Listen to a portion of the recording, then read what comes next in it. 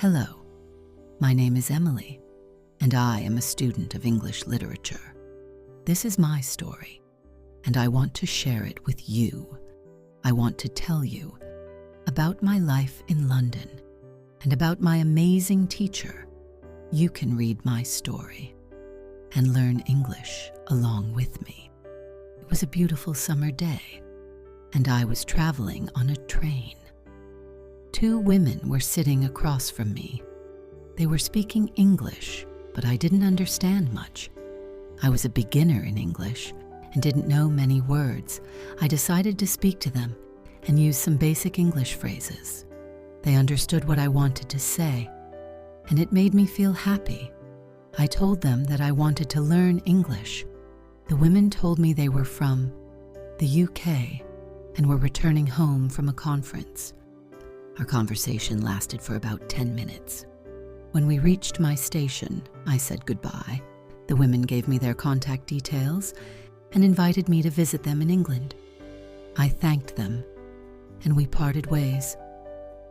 After this meeting, I worked on my English every day by translating texts and watching English films.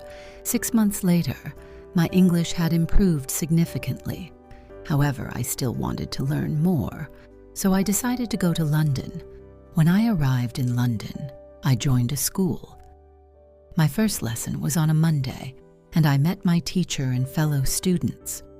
My teacher was a young woman named Rachel, who was very kind and humble. We introduced ourselves, and then the lesson began. Our teacher asked us about our general knowledge of the language. She explained that she would teach us using a very effective method for learning English.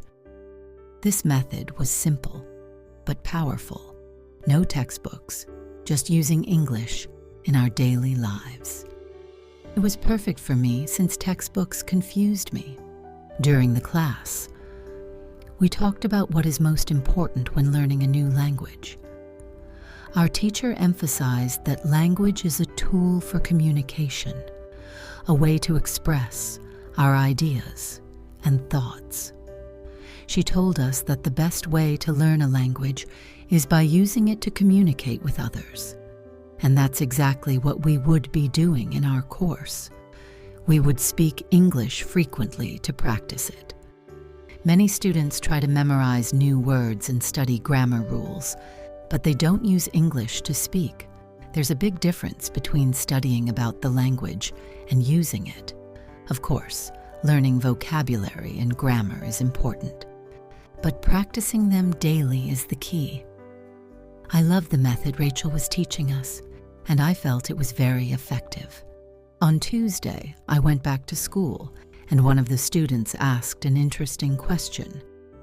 What's the best way to learn new words? Rachel answered that reading is, statistically, the most effective way to learn vocabulary.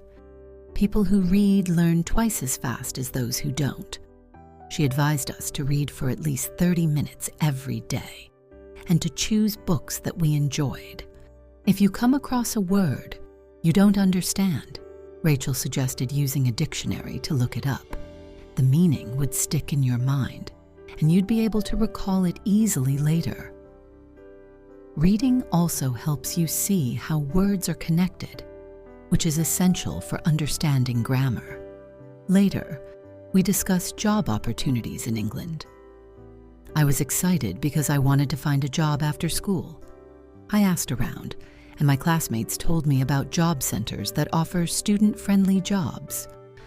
I went to one and spoke to a lady who told me I could work as a cleaner or waitress.